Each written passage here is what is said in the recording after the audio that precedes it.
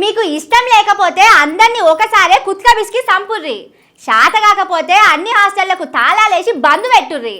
మంచిగా బుక్కెడు బువ్వ పెట్టి చక్కటి చదువు చెప్తారని పంపితే గింత సుత పట్టింపు లేక పిల్లల పానాలకు గండాన మోపైర్రు అని మస్తు గరమైతున్నారు తల్లిదండ్రులు. నిజంగా చూస్తే సుత హాస్టళ్లలో ఘోరంగా ఉన్నది.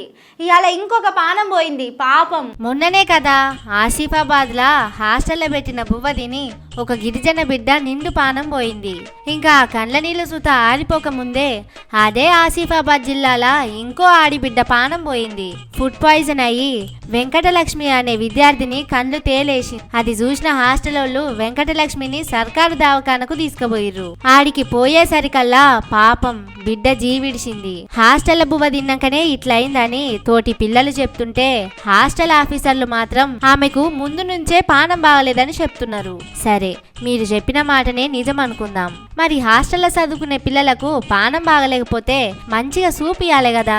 చెయ్యి దాటే పరిస్థితి ఉంటే అమ్మా నాయనలను పిలిచి ఇంటికి తోలాలే కదా. మించుకొచ్చేదాకా చూస్తారా? అప్పటి సర్కారు పెట్టిన హెల్త్ చెకప్ టీములు ఏమైనాయి? గరీబోల పిల్లల పానాలంటే గింత లాఫర్ననా అని కళ్ళల్లో నీళ్లు తిరగంగా అడుగుతున్నారు వెంకటలక్ష్మి తల్లిదండ్రులు. వాళ్ళకు సమాధానం ఎవరు చెప్పాలే?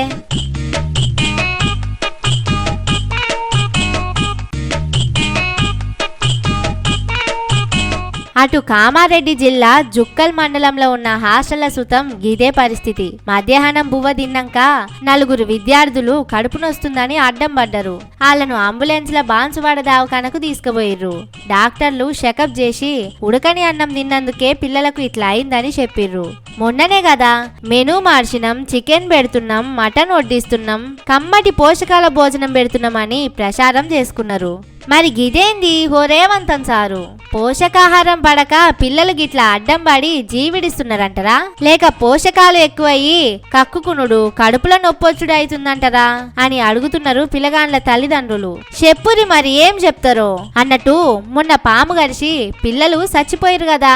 కలెక్టర్ సారేమో హాస్టల్ల పాములే లేవని చెప్పే. ఇగో హాస్టల్ బాయిలా పాములు మంచిగా తేలుతున్నాయి. ఈ పాములు కలెక్టర్ సార్కు కనబడలేదేమో, ఓసారి అరుసుకోర్రి.